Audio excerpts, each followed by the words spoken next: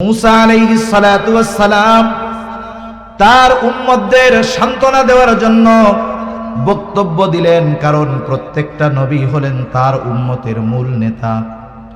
দুনিয়ায় যেই দলের হোক, আমাদের প্রকৃত নেতা হলেন মুহাম্মাদুর রাসূলুল্লাহ।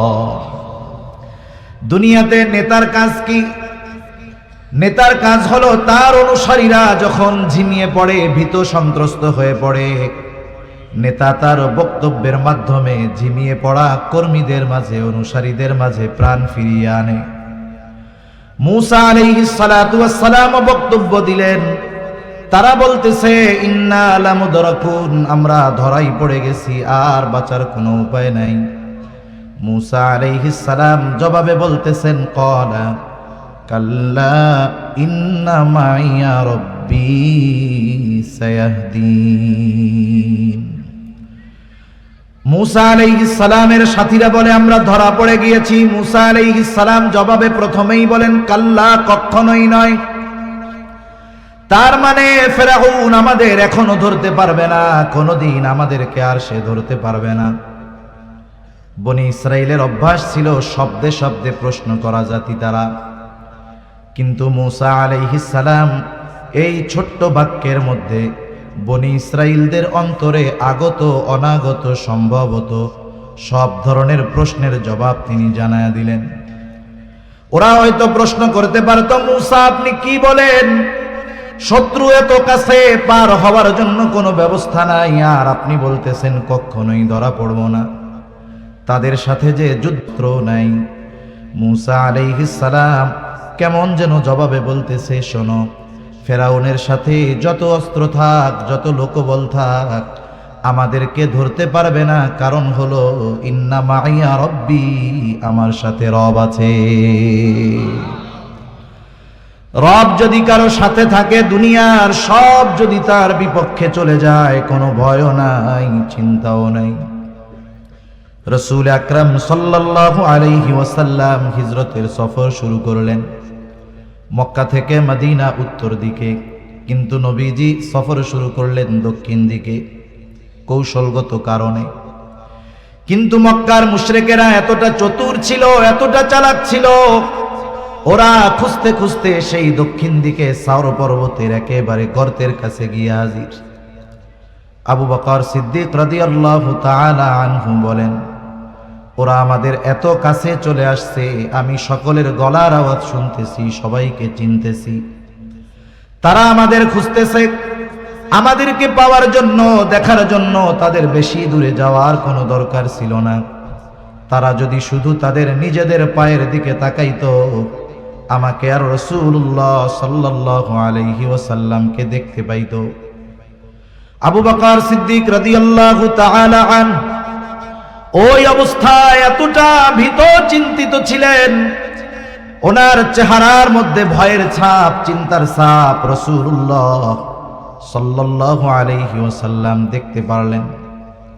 আবু বকর তো খাঁটি আশিকে রাসূল।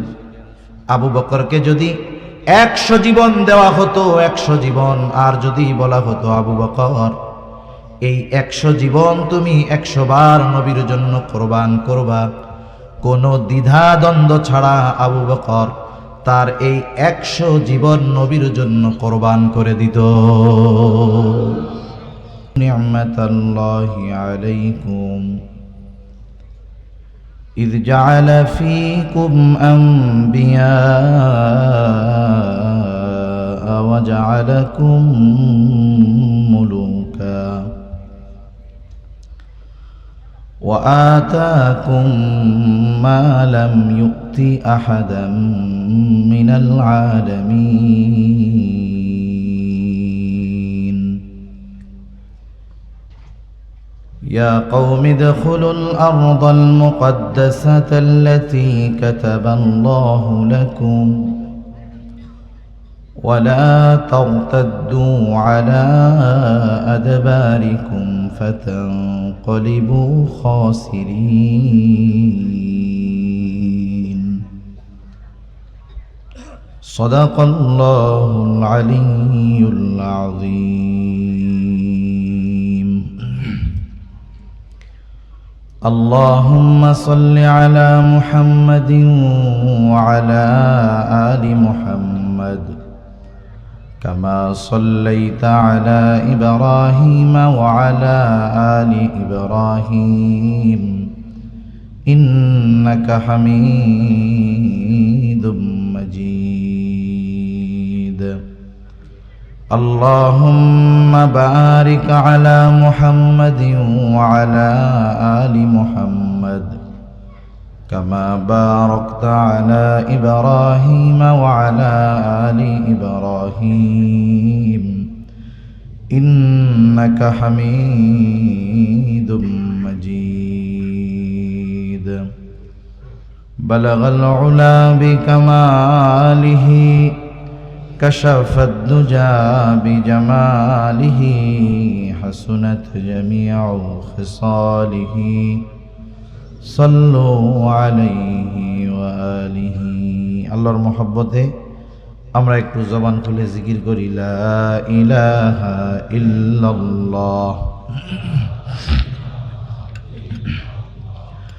لا إله إلا الله لا إله إلا الله لا إله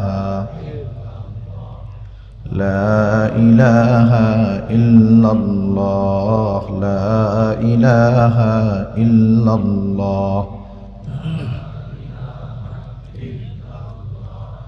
لا إله إلا الله محمد رسول الله صلى الله عليه وسلم الحمد لله ঢাকা শিক্ষা বোর্ড স্টাফ কোয়ার্টারবাসীর উদ্যোগে আয়োজিত 13তম বার্ষিক ওয়াজ মাহফিলের সম্মানিত শ্রদ্ধেয় সভাপতি, আমন্ত্রিত উলামায়ে কেরাম, সামনে উপস্থিত মুরব্বিয়ানে কেরাম, সমবয়সী যুবক বন্ধু, স্নেহের ছোট ভাই এবং পর্দার অন্তরালে অবস্থানরতা সম্মানিতা শ্রদ্ধেয় মা ও বোন, দয়াময় আল্লাহ রব্বুল আলামিনের দরবারে অগণিত শুকর যে মহান মালিক আমাদের হায়াতে বরকত দিয়ে সুস্থ রেখে এতক্ষণ পর্যন্ত বাংলার নন্দিত মুফাসসিরে কোরআন, বিশিষ্ট ইসলামী চিন্তাবিদ মুফতি আবিদ আল আহসান হাফিজাহুল্লাহ হজরতের জবান থেকে খুবই গুরুত্বপূর্ণ কথা আপনারা শ্রবণ করতেছিলেন। সেই ধারাবাহিকতায় আমিও আপনাদের খেদমতে কিছু দ্বীনি কথা পেশ করবার লক্ষ্যে পবিত্র কোরআনুল কারীমের অন্যতম প্রসিদ্ধ সূরা মাইদা থেকে 2টা আয়াত তিলাওয়াত করেছি। ইব্রাহিম আলাইহিস সালাতু ওয়াস সালামের স্ত্রী সারা দীর্ঘদিন আল্লাহ তাআলা ওনাকে সন্তান দেন না। ইব্রাহিম আলাইহিস সালাম সন্তানের জন্য দোয়া করতেছে, রব্বি হাবলি মিনাস সলিহিন, রব আপনি আমাকে একটা নেককার সন্তান দেন। মুফাসসিরিনে কেরাম বলেন, ইব্রাহিম আলাইহিস সালাতু ওয়াস সালাম আল্লাহ তাআলার কাছে ছেলে সন্তান চেয়েছেন। এর দ্বারা বোঝা যায় যে আল্লাহ তাআলার কাছে ছেলে চাওয়া এটা ইব্রাহিম আলাইহিস সালামের একটা আমল। তবে এই আমল আমরা করলাম, আল্লাহর কাছে চাইলাম ছেলে, আল্লাহ দিলেন মেয়ে, রাগ হওয়া যাবে? কারণ আমি চাইছি ছেলে, আল্লাহ দিছেন মেয়ে, কারণ আল্লাহ তাআলা যেটা চান উনি সেটাই দেন। ইয়াহাবু লিমান ইয়াশাউ ইনাসা ওয়া ইয়াহাবু লিমান ইয়াশাউ যুকুর আও ইউযাওয়িজুহুম যুকরানা ওয়া ইনাসা ওয়া ইয়াজআলু মান ইয়াশাউ আকিমা। আল্লাহ তাআলা যাকে চান ছেলে দেন, যাকে চান মেয়ে দেন, যাকে চান উভয়টা দেন, যাকে চান কোনোটাই দেন না। ইব্রাহিম আলাইহিস সালাতু ওয়াস সালামের সন্তান হয় না। সারা জানতে পারলেন উনি বন্ধা। সারা আলাইহিস সালাম ওনার খাদেমা হাজেরা আলাইহিস সালামের সাথে ইব্রাহিম আলাইহিস সালামের বিবাহ দিয়ে দিলেন। 86 বছর বয়সে আল্লাহ তাআলা ইব্রাহিম আলাইহিস সালামকে একটা সন্তান দিলেন। সেই সন্তানের নাম হলো হযরত ইসমাঈল আলাইহিস সালাম। আল্লাহ তাআলার নির্দেশে ইব্রাহিম আলাইহিস সালাম, হাজেরা আলাইহিস সালাম ও ইসমাঈল আলাইহিস সালামকে নিয়ে রওনা হলেন। পথ চলা শুরু করলেন সুদূর ফিলিস্তিন থেকে। গন্তব্যের শেষ কোথায় ইব্রাহিম আলাইহিস সালাম নিজেও জানেন না। হাজেরা আলাইহিস সালাম বারবার জিজ্ঞাসা করেন, কোথায় নিয়ে যাচ্ছেন আমাদের? উনি নিজেও তো জানেন না। পথ চলতে চলতে প্রায় ১৫০০ কিলোমিটারের কাছাকাছি হবে। বর্তমান যেখানে বাইতুল্লাহ, ওই জায়গায় ইব্রাহিম আলাইহিস সালাম পৌঁছাইলেন ওনাদের নিয়ে। আর আল্লাহ তাআলা জানিয়ে দিলেন, এটাই হলো আপনার গন্তব্য। ওই সময় বাইতুল্লাহর ওই জায়গাটা শুধু বালুর ডিবির মতো একটু উঁচু ছিল। নূহ আলাইহিস সালামের মহাপ্লাবনের পরে ওইটার আর সংস্কার করা হয় নাই। যখন ইব্রাহিম আলাইহিস সালাম কিছু খেজুর আর পানি দিয়ে উনি চলে আসবেন, হাজেরা আলাইহিস সালাম জিজ্ঞাসা করতেছে, এই নির্জন মরুভূমির মধ্যে আমাকে আর এই শিশু বাচ্চাকে রেখে যাচ্ছেন? এটা কি আপনার সিদ্ধান্ত না আল্লাহ তাআলার সিদ্ধান্ত? ইব্রাহিম আলাইহিস সালাম জবাব দিলেন, এটা আল্লাহ তাআলার সিদ্ধান্ত। হাজেরা আলাইহিস সালাম তখন বললেন, এটা যদি আল্লাহ তাআলারই সিদ্ধান্ত হয় তাহলে আল্লাহই আমার আর আমার এই সন্তানের জন্য যথেষ্ট। যেহেতু খাবার পানি কম শেষ হয়ে গেছে, মা যদি খানা না পায়, খাবার না খায়, বাচ্চাও দুধ পাবে না। ইসমাইল আলাইহিস সালাতু ওয়াস সালাম দুধের কষ্টে কান্না করতেছেন। শিশু বাচ্চা দুধের যন্ত্রণায় কাঁদে, এই কষ্ট পুরুষকে ওয়াজ করে বোঝানো যাবে না। এই কষ্টটা একজন মা অনুধাবন করতে পারে। পানির সন্ধানে হাজেরা আলাইহিস সালাম সাফা মারওয়ায় 7 বার দৌড় দিছেন। ইতিমধ্যে আল্লাহ সুবহানাহু ওয়া তাআলা জিবরাইল আলাইহিস সালামকে পাঠায়া দিলেন। শিশু ইসমাইল আলাইহিস সালামের পায়ের আঘাতে জমজম কূপ সৃষ্টি হলো। উনি আইসা দেখেন আল্লাহ তাআলার কুদরতি কূপ, পানি উতলিয়ে পড়তেছে, চতুর্দিকে উনি ঘিরে দিলেন। ওই পথে বহুত বণিকেরা যাতায়াত করে, কিন্তু ওখানে তো পানির কোনো অস্তিত্ব নাই। একদল বণিক দেখতে পাইল আকাশের উপরে পাখি চক্কর খাচ্ছে, ঘুরতেছে, তার মানে নিচে পানি আছে। কয়েকজনকে পাঠালো, ওরা এসে বলল, হ্যাঁ এখানে পানির ব্যবস্থা আছে, একটা পানির ফোয়ারা আছে, কূপ আছে, আর ওইটার মালিক হলো একজন মহিলা আর একটা ছোট বাচ্চা।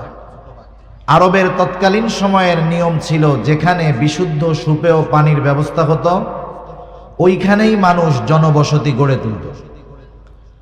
তারাও ওইখানে জনবসতি গড়ে তুলল এই শর্তে যে এই কূপের কর্তৃত্ব, এই পানির কর্তৃত্ব হাজেরা আলাইহিস সালাম ও ইসমাইল আলাইহিস সালাম ওনাদের তত্ত্বাবধানেই থাকবে। এরপরে তো লম্বা ইতিহাস। ইসমাইল আলাইহিস সালাম ওইখানেই বিবাহ করলেন, ওখানেই ওনার বংশ বিস্তার হলো। ওনার পরে আর কোন নবী ওনার বংশে আসে নাই, একেবারে শেষ নবী মুহাম্মাদুর রাসূলুল্লাহ সাল্লাল্লাহু আলাইহি ওয়াসাল্লাম। এদিক দিয়ে আল্লাহ তাআলা ইব্রাহিম আলাইহিস সালামকে পরবর্তীতে আরেকটা সন্তান দিয়েছেন। ওই সন্তানের নাম হলো ইসহাক আলাইহিস সালাম। ওনারা বসতি স্থাপন করেছেন ফিলিস্তিন, জেরুজালেমে। ইসহাক আলাইহিস সালামের ছেলের নাম হলো ইয়াকুব আলাইহিস সালাম। ইয়াকুব আলাইহিস সালামের 12 সন্তান। 12 সন্তানের এক সন্তানের নাম হলো হযরত ইউসুফ আলাইহিস সালাম। ইয়াকুব আলাইহিস সালামের আরেক নাম ছিল ইসরাঈল। ইয়াকুব আলাইহিস সালামের 12 সন্তানের বড় সন্তান অথবা চতুর্থ সন্তান, তার নাম ছিল ইহুদা অথবা ইহুজা। এখান থেকেই বনি ইসরাইলের ইহুদি গোত্র। আর ইহুদি ধর্ম হিসাবে গোটা দুনিয়ায় প্রসিদ্ধি লাভ করেছে হযরত মূসা আলাইহিস সালাতু ওয়াস সালামের মাধ্যমে। ইউসুফ আলাইহিস সালামের ইতিহাস আপনাদের জানা আছে। এক সময় আল্লাহ তাআলা ওনাকে কুয়ার থেকে উদ্ধার করায়া জেলখানায় পাঠায়া এক সময় মিশরের সুপ্রিম পাওয়ারের অধিকারী আল্লাহ তাআলা ইউসুফ আলাইহিস সালামকে বানায়া দিয়েছে। ওই সময়টাতে উনি মিশরের পরিচালনার দায়িত্বে ছিলেন, যেই সময় আরবের আশেপাশে সব দেশে দুর্ভিক্ষ চলতেছে। ইউসুফ আলাইহিস সালাম জেলখানায় থাকতে ওই যে বাদশার স্বপ্নের ব্যাখ্যা দিয়েছিলেন, 7 বছর ফসল ভালো হবে, বাকি 7 বছর দুর্ভিক্ষ দেখা দিবে। এই ব্যাখ্যার উপরে আমল করে বাদশাহ যেই 7 বছর ফসল ভালো হয়েছে, যথেষ্ট পরিমাণ ফসল খাদ্যশস্য তিনি গুদামজাত করেছেন, যাতে দুর্ভিক্ষের সময় ওনাকে কষ্ট পড়তে না হয়। কিন্তু এত পরিমাণ শস্য উনি ভান্ডারে জমা করছেন যে মিশরের মানুষের চাহিদা পূরণ করার পরেও আশেপাশের মানুষকে উনি খাদ্যশস্য দিতে পারতেন। ইউসুফ আলাইহিস সালামের হাতে এই জিম্মাদারি। ইউসুফ আলাইহিস সালাতু ওয়াস সালামের ভাইরা পাশের দেশ ফিলিস্তিনেই তো অবস্থান করে। ওই 10 ভাই আসছে ইউসুফ আলাইহিস সালামের কাছে, তখন তো চিনতে পারে নাই। সর্বশেষ সকলের মধ্যে পরিচয় হয়েছে। ইউসুফ আলাইহিস সালাম পিতা ইয়াকুব আলাইহিস সালামকে বললেন, সবাইকে নিয়ে আপনি জেরুজালেম থেকে, ফিলিস্তিন থেকে হিজরত করে মিশরে চলে আসেন। এখন ইয়াকুব আলাইহিস সালাম তার সন্তান সন্ততি সকলকে নিয়ে হিজরত করে চলে আসলেন ফিলিস্তিন থেকে, জেরুজালেম থেকে মিশরে। তাহলে মোটামুটি এতটুকু আমাদের মনে রাখলে হবে যে বনি ইসরাইলের আদি নিবাস ছিল জেরুজালেম। এরপরে এরা এখানে আসছে, লম্বা সময় ভালো কাটছে এদের। একটা সময় বনি ইসরাইলের উপরে কিপ্তি বংশের প্রভাব বাড়ছে, ফেরাউন ক্ষমতায় বসছে। ফেরাউন একটা উপাধি, ফেরাউন একটা উপাধি। মিশরের শাসনকর্তা যেই হইতো তার উপাধি হইতো ফেরাউন, কিন্তু এ উপাধিতেই নাম হিসাবে প্রসিদ্ধি লাভ করছে। তা একটা সময় ফেরাউনের জুলুম অত্যাচারের মাত্রা খুব বাড়ছে। আল্লাহ তাআলা মূসা আলাইহিস সালামকে দুনিয়ায় পাঠাইলেন।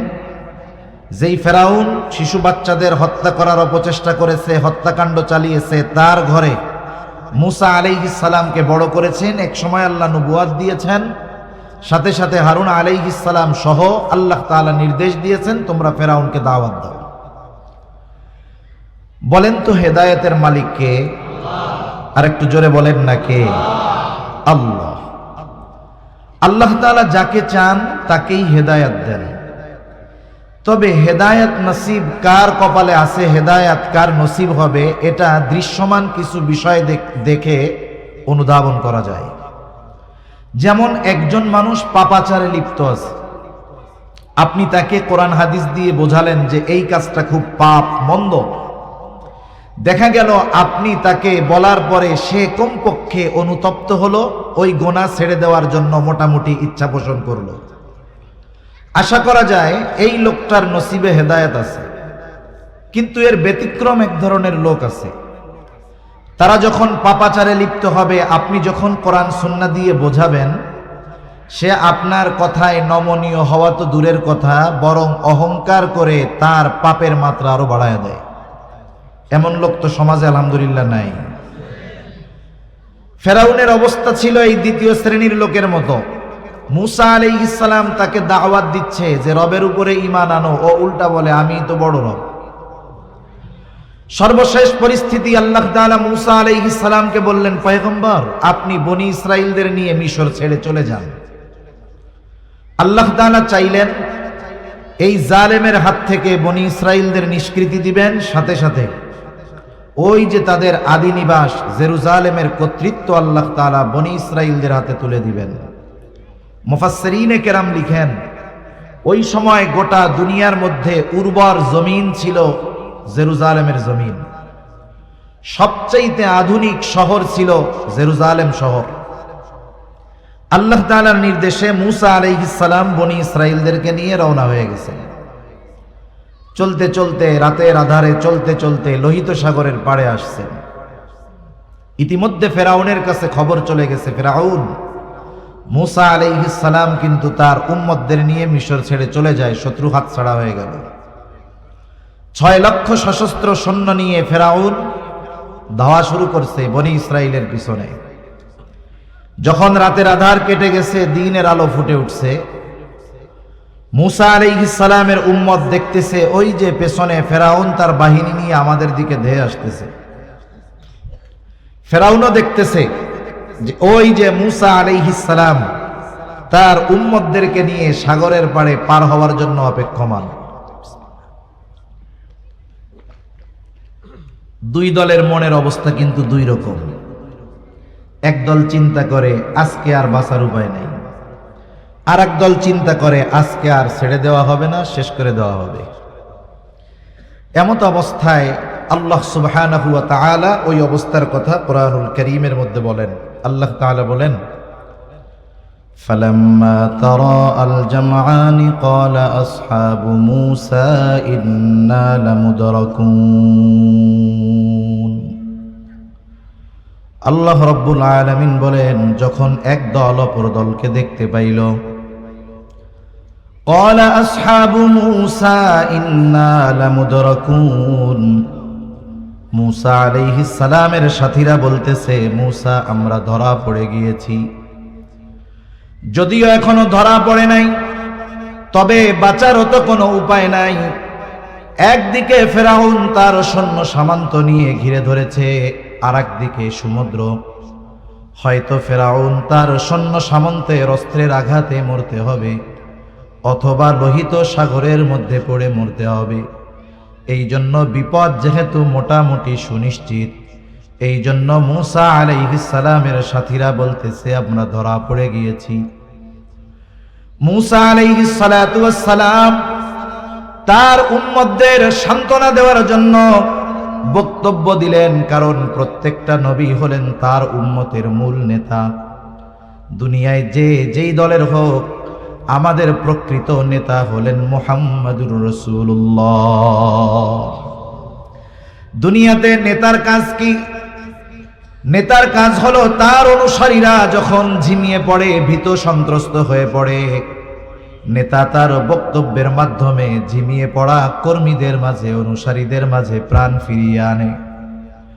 মূসা আলাইহিস সালাতু ওয়াস সালাম বক্তব্য দিলেন, তারা বলতেছে ইন্না লামুদরাকুন, আমরা ধরাই পড়ে গেছি, আর বাঁচার কোনো উপায় নাই। মূসা আলাইহিস সালাম জবাবে বলতেছেন, ক্বালা কাল্লা ইন্না মাইয়া রাব্বী সায়াহদিন। মূসা আলাইহিস সালামের সাথীরা বলে আমরা ধরা পড়ে গিয়েছি। মূসা আলাইহিস সালাম জবাবে প্রথমেই বলেন কাল্লা, কখনোই নয়। তার মানে ফেরাউন আমাদের এখনো ধরতে পারবে না, কোনোদিন আমাদেরকে আর সে ধরতে পারবে না। বনি ইসরাইলের অভ্যাস ছিল শব্দে শব্দে প্রশ্ন করা জাতি তারা, কিন্তু মূসা আলাইহিস সালাম এই ছোট্ট বাক্যের মধ্যে বনি ইসরাইলদের অন্তরে আগত অনাগত সম্ভবত সব ধরনের প্রশ্নের জবাব তিনি জানায়া দিলেন। ওরা হয়তো প্রশ্ন করতে পারত, মূসা আপনি কি বলেন? শত্রু এত কাছে, পার হওয়ার জন্য কোনো ব্যবস্থা নাই, আর আপনি বলতেছেন কখনোই ধরা পড়ব না, তাদের সাথে যে যুদ্ধ নাই।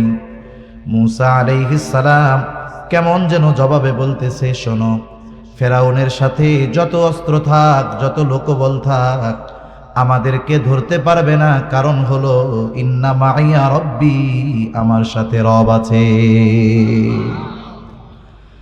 রব যদি কারো সাথে থাকে, দুনিয়ার সব যদি তার বিপক্ষে চলে যায়, কোনো ভয়ও নাই, চিন্তাও নাই। রাসূল আকরাম সাল্লাল্লাহু আলাইহি ওয়াসাল্লাম হিজরতের সফর শুরু করলেন মক্কা থেকে মদিনা উত্তর দিকে, কিন্তু নবীজি সফর শুরু করলেন দক্ষিণ দিকে কৌশলগত কারণে। কিন্তু মক্কার মুশরিকেরা এতটা চতুর ছিল, এতটা চালাক ছিল, ওরা খুঁজতে খুঁজতে সেই দক্ষিণ দিকে সাওর পর্বতের একেবারে গর্তের কাছে গিয়ে হাজির। আবু বকর সিদ্দিক রাদিয়াল্লাহু তাআলা আনহু বলেন, ওরা আমাদের এত কাছে চলে আসছে, আমি সকলের গলার আওয়াজ শুনতেছি, সবাইকে চিনতেছি। তারা আমাদের খুঁজতেছে, আমাদেরকে পাওয়ার জন্য, দেখার জন্য তাদের বেশি দূরে যাওয়ার কোনো দরকার ছিল না।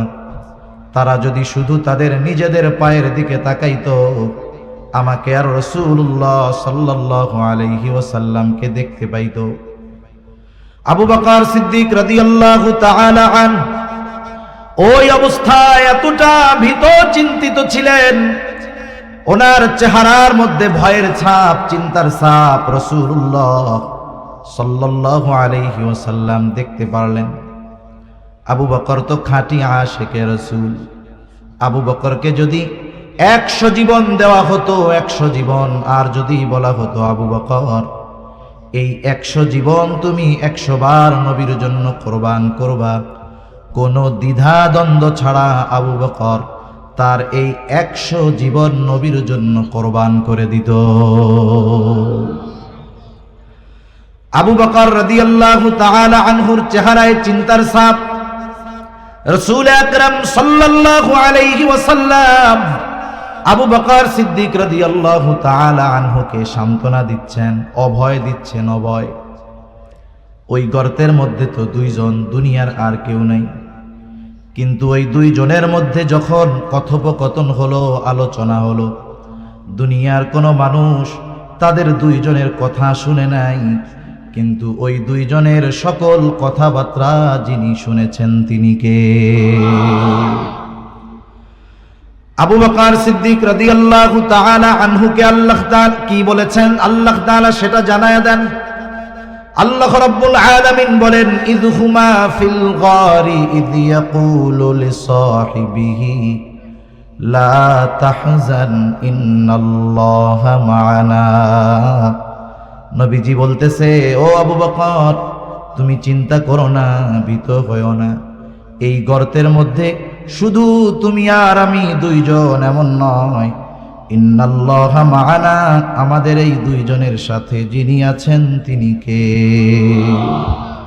সুতরাং যার সাথে আল্লাহ তাআলা আছে তাদের কোনো ভয় নাই। মূসা আলাইহিস সালাম বলতেছেন, ইন্না মা'ইয়া রাব্বী, ফেরাউন যত শক্তিশালী হোক না কেন আমার সাথে রব আছে, চিন্তার কোনো কারণ নাই। সায়াহদিন, অচিরেই তিনি আমাকে পথ দেখায়া দিবেন। আল্লাহ তাআলাও পথ দেখায়া দিলেন। আল্লাহ তাআলা বলেন, ফাআউহাইনা ইলা মূসা আন ইদরিব বিআসাকাল বাহর ফানফালাকা ফাকানা কুল্লু ফিরকিন কাত-তাউদিল আযীম। আল্লাহ রাব্বুল আলামিন বলেন, আমি মূসা আলাইহিস সালামের কাছে প্রত্যাদেশ প্রেরণ করলাম, ওহী পাঠাইলাম। আনিদরিব বিআসাকাল বাহর, আপনি আপনার লাঠিটা দিয়ে সাগরের উপরে আঘাত করেন। মূসা আলাইহিস সালাম জিজ্ঞাসা করলেন না, আল্লাহ কেন মারবো লাঠি দিয়া বাড়ি? আল্লাহ তাআলা আদেশ করেছেন, সাথে সাথে মূসা আলাইহিস সালাম সাগরের মধ্যে লাঠি দিয়া বাড়ি মারলেন। কি হলো? ফানফালাকা, বাড়ি মারার সাথে সাথে সাগর দ্বিখণ্ডিত হয়ে গেল। ফাকানা কুল্লু ফিরকিন কাত-তাউদিল আযীম, 2 ভাগ 2 দিকে সরে গিয়ে পাহাড় সাদৃশ্য উঁচু দেয়ালের মতো হয়ে গেল। সমুদ্রের তলদেশ দিয়ে রাস্তা, 12 গোত্রের জন্য 12টা রাস্তা। আল্লাহ তাআলার নির্দেশ, মুহূর্তের ভিতরে শুকনা ঠনঠনা হয়ে গেছে রাস্তা। বনি ইসরাইলেরা রাস্তা পার হওয়া শুরু করে দিছে। আল্লাহ তাআলা বলেন, ওয়াজাওয়াজনা বিবানি ইসরাঈলাল বাহরা ফাআতবাআহুম ফিরআউন বিজুনুদিহি বাগয়ান ওয়া আদওয়া। আল্লাহ তাআলা বলেন, আমি বনি ইসরাইলদেরকে সাগর পার করায়া দিলাম। ফাআতবাআহুম ফিরআউন বিজুনুদিহি বাগয়ান ওয়া আদওয়া। বনি ইসরাইলরা যখন মাঝ রাস্তায় পৌঁছায় গেল, ফেরাউন চলে আসছে রাস্তার গোড়ায়। ফেরাউন কিন্তু খুব ভালো মতো জানে যেই রাস্তা দিয়ে বনি ইসরাইল নিরাপদে পার হয়ে যাচ্ছে, এই রাস্তা আমাদের জন্য নিরাপদ নয়। কিন্তু মানুষ অহংকারের কারণে, দাম্ভিকতার কারণে কিছু কিছু সিদ্ধান্ত ওই সময় নিয়ে নেয়, যা তার চূড়ান্ত ধ্বংসের অনিবার্য কারণ হয়ে দাঁড়ায়। এটা জীবনের একটা উসুল হওয়া দরকার, মূলনীতি হওয়ার দরকার। যে যখন মেজাজ টেজাজ গরম থাকে, আর কি রাগ থাকে মানুষ, তখন কোনো সিদ্ধান্ত নিতে হয় না। কারণ রাগ মাথার সিদ্ধান্ত এটা সারা জীবন পস্তানোর কারণ হতে পারে। এজন্য সিদ্ধান্ত নিতে হয় ঠান্ডা মাথায়। আল্লাহ রাব্বুল আলামিন বলেন, ফাআতবাআহুম ফিরআউন বিজুনুদিহি বাগয়ান ওয়া আদওয়া।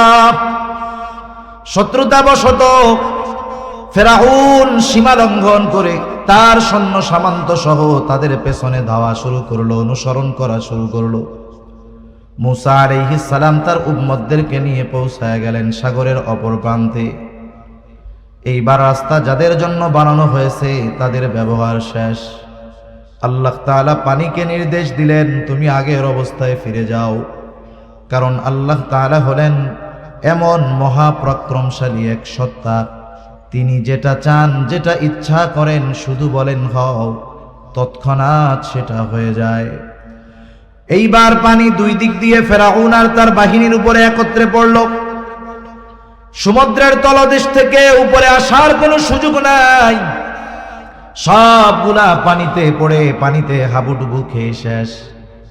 ফেরাউনকে একটানে উপরে তুলে আনা হলো। ফেরাউন বুঝতে পেরেছে আজকে আর আমার রবগিরি চলবে না। এইবার সে ঈমান আনার ঘোষণা দিচ্ছে। আল্লাহ তাআলা বলেন, হাত্তা ইযা আদরাকাহুল গরাক ক্বালা আমানতু আন্নাহু লা ইলাহা ইল্লাল্লাযী আমানাত বিহি বানু ইসরাঈলা ওয়া আনা মিনাল মুসলিমিন। ফেরাউন ঘোষণা দিচ্ছে, আমি ঈমান আনলাম যে আল্লাহ ছাড়া ইলাহ নাই। বনি ইসরাইল যার উপরে ঈমান এনেছে আমিও তার উপরে ঈমান আনলাম। ফেরাউন ঈমান আনার ঘোষণা দিয়েছে, কিন্তু এরপরেও ফেরাউনের ঈমান আল্লাহ কবুল করেন নাই। কারণ কি? মুফাসসিরিনে কেরাম লিখেন, যখন কোন জাতির উপরে আল্লাহ তাআলার আযাব অথবা গজব চলে আসে, ওই গজব আসার পরে কেউ যদি ঈমান আনার ঘোষণা দেয়, ঈমান কবুল করা হয় না। হযরত ইউনূস আলাইহিস সালাতু ওয়াস সালামের সম্প্রদায় দীর্ঘদিন ব্যাপী ইউনূস আলাইহিস সালাম তাদেরকে দাওয়াত দেন, তাদের মধ্যে কোনো পরিবর্তন নাই। আল্লাহ তাআলা জানায় দিলেন, পয়গম্বর 3 দিন পরে এদের উপরে গজব আসবে। ইউনূস আলাইহিস সালাম যখন তার সম্প্রদায়কে জানাইলেন 3 দিন পর তোমাদের উপরে আল্লাহ তাআলার গজব আসবে, গজবের খবর আসার পরে এদের অবাধ্যতার মাত্রা আরো বেড়ে গেল। এই অবস্থায় 2 দিন পার হয়ে গেছে, কোনো পরিবর্তন নাই। যেই দিন গজব আসবে ইউনূস আলাইহিস সালাম চিন্তা করলেন, এদের তো অবস্থা যা, পরিবর্তনের কোনো ভাব নাই।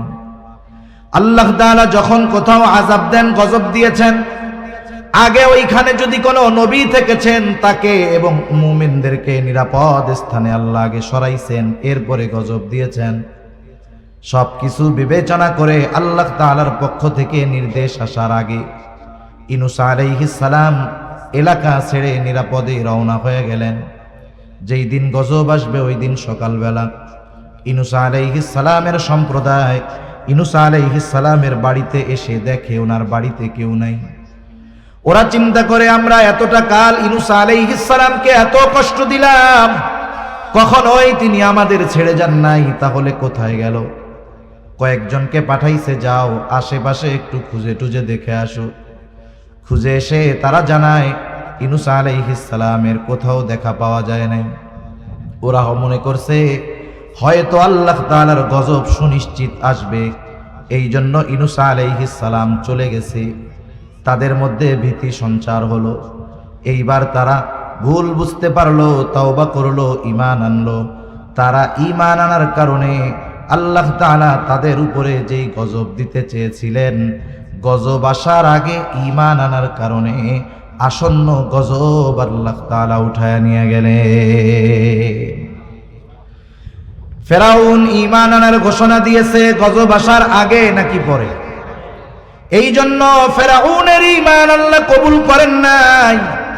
আল্লাহ তাআলা জানায় দিলেন, তুমি তো মরবাই, তবে শুনে নাও তোমার পরিণতিটা কি হবে। আল্লাহ তাআলা বলেন, ফালইয়াউমা নুনাজ্জিকা বিবাদানিকা লিতাকুনা লিমান খালফাকা আয়া ওয়া ইন্না কাসীরাম মিনান নাসি আন আয়াতিনা লাগাফিলুন। আল্লাহ রাব্বুল আলামিন বলেন, ফালইয়াউমা নুনাজ্জিকা বিবাদানিক লিতাকুনা লিমান খালফাকা আয়া, আমি আজকে তোমার দেহকে সংরক্ষণ করব। কেন? লিতাকুনা লিমান খালফাকা আয়া, যেন তুমি তোমার পরবর্তীদের জন্য নিদর্শন হও, তারা যেন তোমাকে দেখে শিক্ষা গ্রহণ করে। যে আল্লাহ তাআলা কত পাওয়ার তাকে দান করেছিলেন, তার চূড়ান্ত পরিণতিটা কেমন হয়েছে। আফসোস, মিশরের জাদুঘরে তার দেহ এখনো আছে।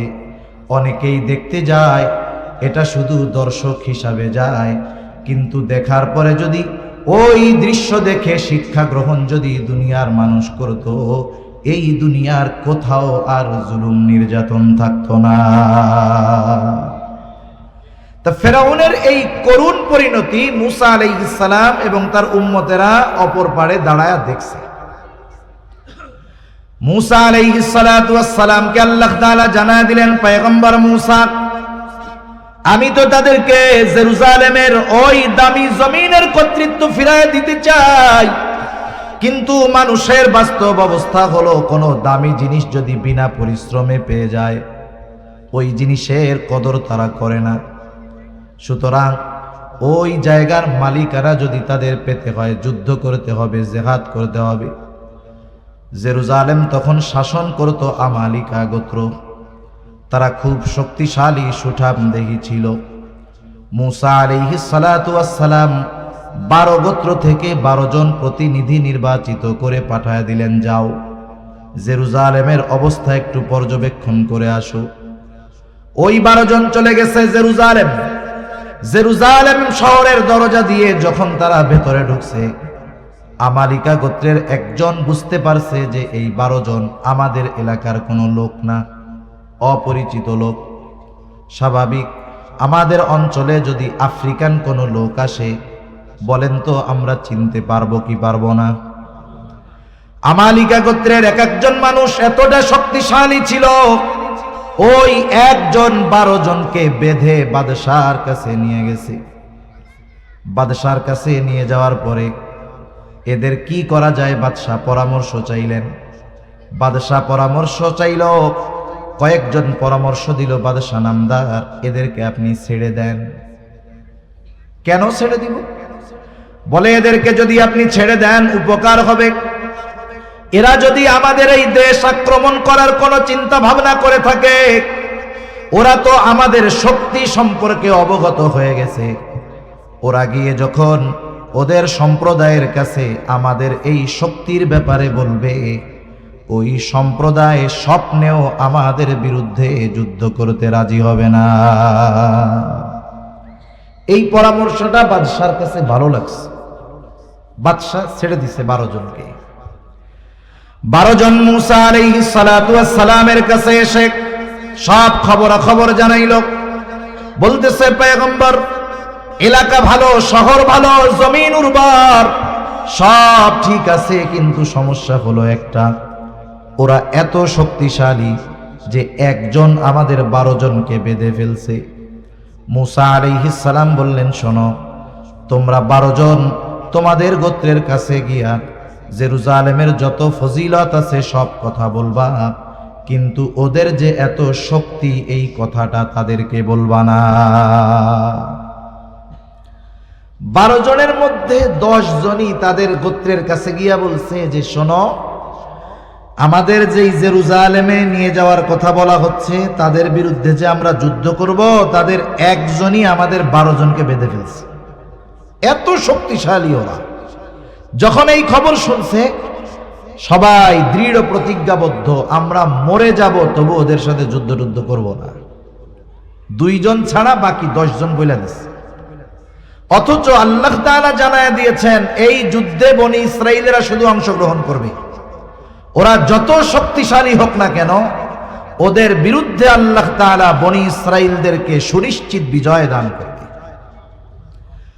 অবস্থা যখন এই মুসা আলাইহিস সালাতু ওয়াস সালাম তার সম্প্রদায়ের কাছে গেলেন, তাদেরকে বোঝানোর জন্য, বলার জন্য, কি বললেন গিয়া মুসা আলাইহিস সালাম?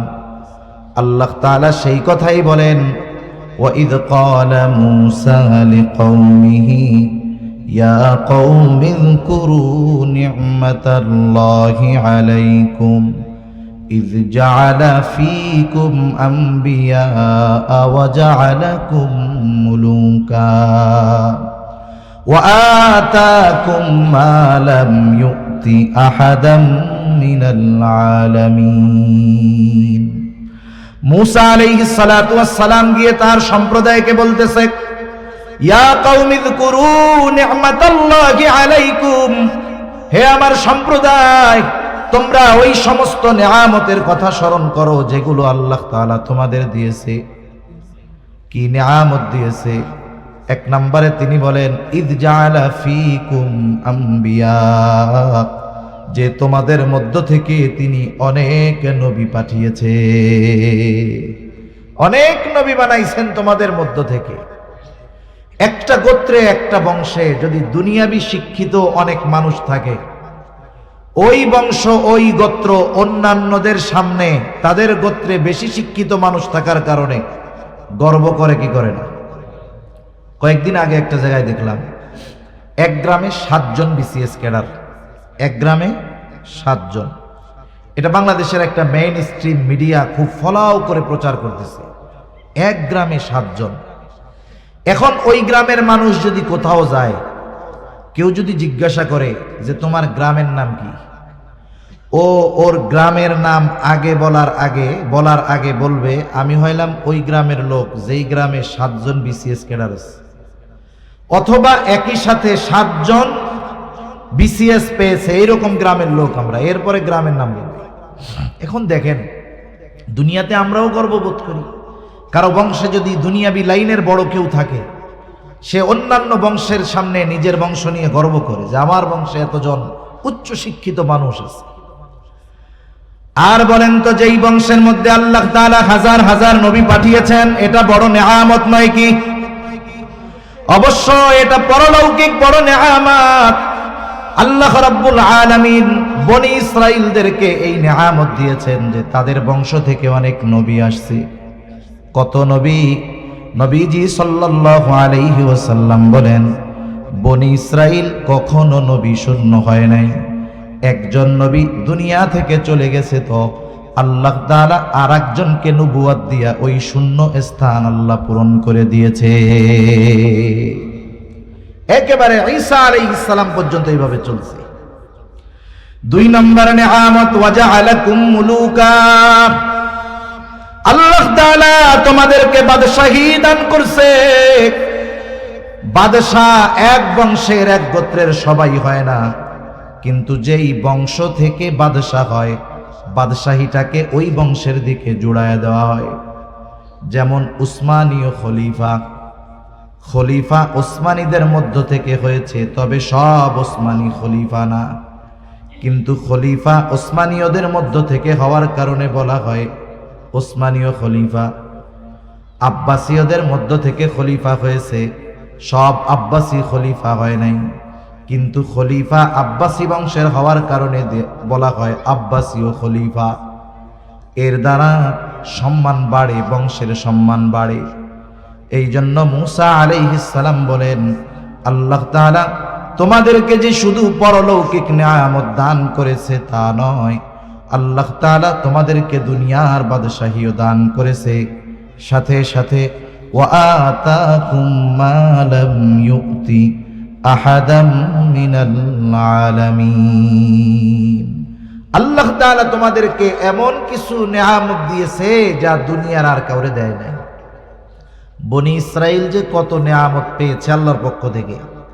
পবিত্র কোরআনুল কারীমের সর্ববৃহৎ সূরা বাকারা, এই সূরার মধ্যে আল্লাহ তাআলা বনি ইসরাইলদেরকে প্রদত্ত ধারাবাহিক প্রায় 40টা নিয়ামতের কথা বর্ণনা করেছেন।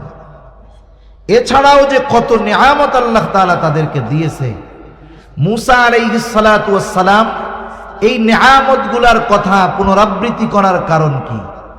কারণ হলো, আপনি যখন একজনকে কঠিন কোনো বিষয়ের জন্য আদেশ দিবেন, ওই ব্যক্তির প্রতি আপনার যদি অতীতের কোনো অনুগ্রহ থাকে, বড় বড় অনুগ্রহ, আদেশ দেওয়ার পূর্বে আপনি যদি ওই অনুগ্রহের কথাগুলো তাকে স্মরণ করায়া দেন, আশা করা যায় অতীতের ওই কথাগুলো মনে করে সে হয়তো বর্তমানের এই আদেশটা মেনে নেবে। ঠিক কিনা বলেন?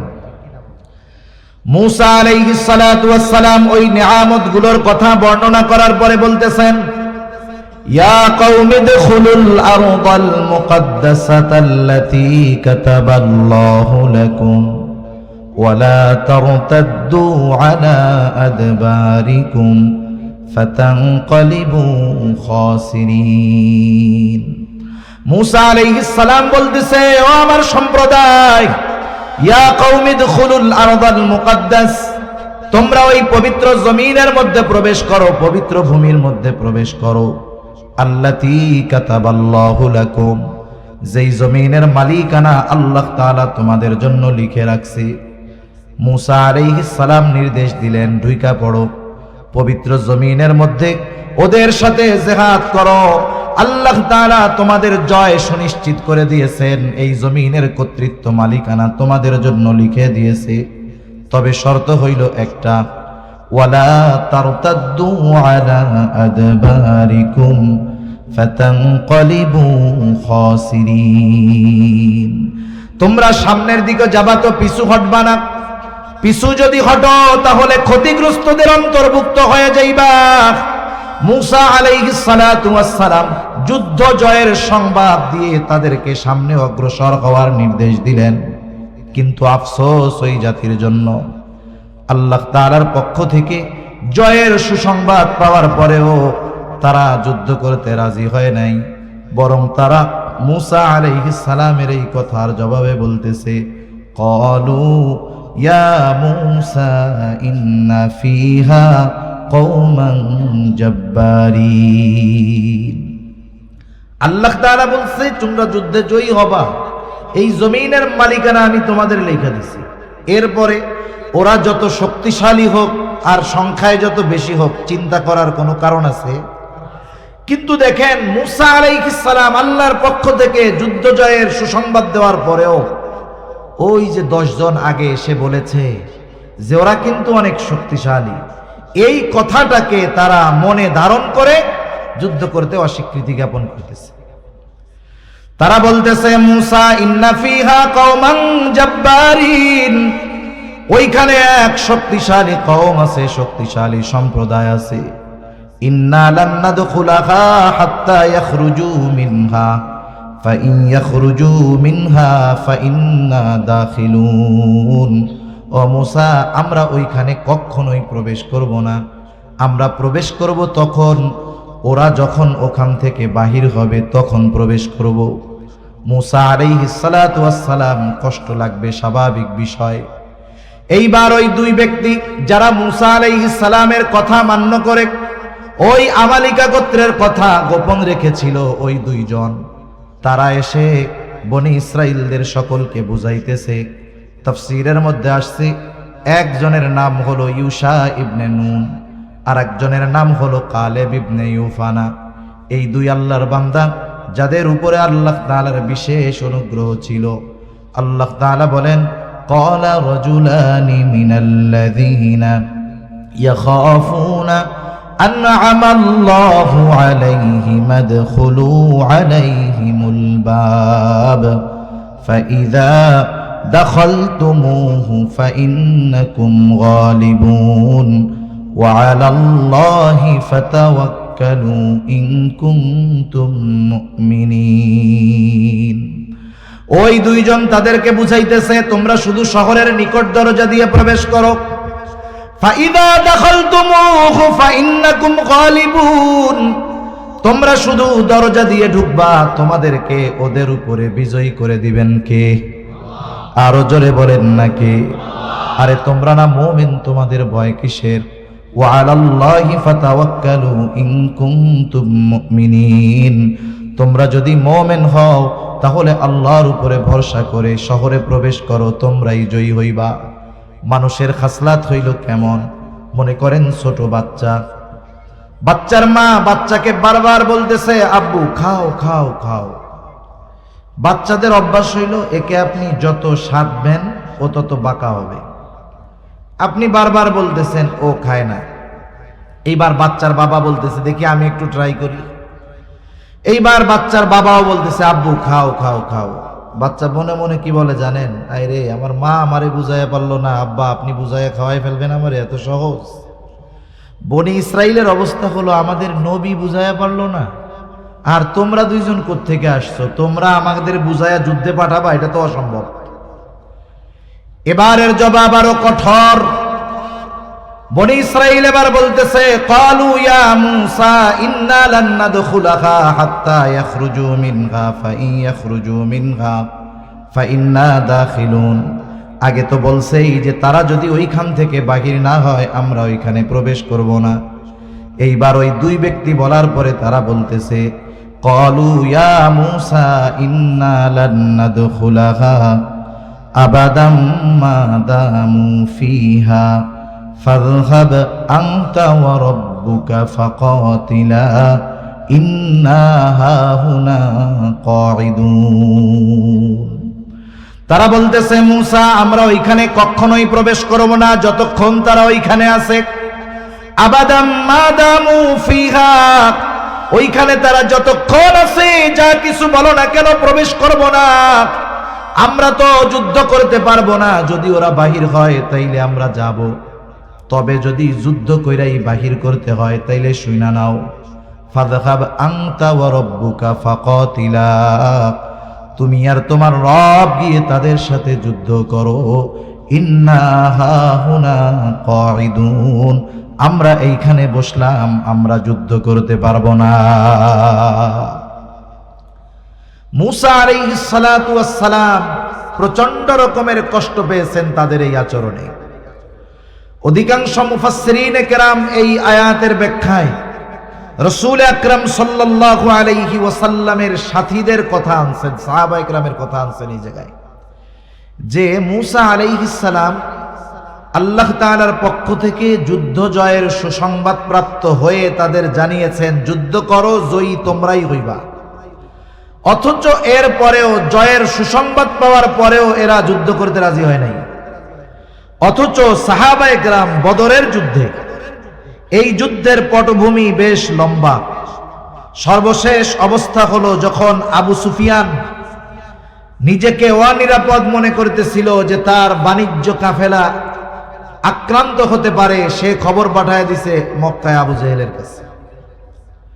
আবু জেহেল 1000 সশস্ত্র সৈন্য নিয়ে আবু সুফিয়ানের সাহায্যের জন্য রওনা হয়ে গেছে।